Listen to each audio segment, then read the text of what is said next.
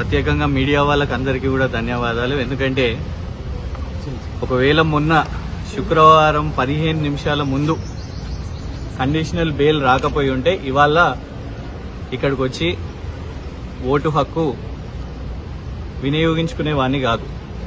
So conditional బెయిల్గా వచ్చినాను కాబట్టి ఆ కేసు గురించి మనం పెద్దగా ఏం మాట్లాడలేం. కానీ ఒకటి ఏంటంటే మా కంటోన్మెంట్లో ఎప్పుడు 50-52% ఓటింగ్ ఉంటుంది.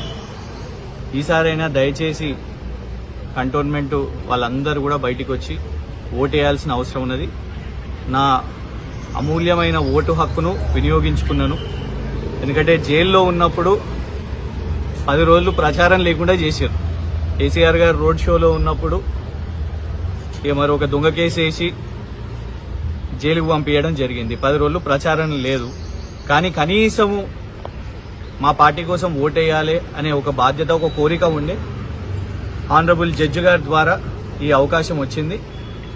కంటోన్మెంట్ కస్తూర్బా కాలేజీలో మరి దివంగత ఎమ్మెల్యే సాయన్న గారు, స్వర్గీయులు లాస్యా నందిత గారిని వారి మరణం పట్ల చింతిస్తూ వారి ఆత్మ శాంతి కోసం ప్రార్థిస్తూ నా ఓటును వినియోగించుకున్నాను.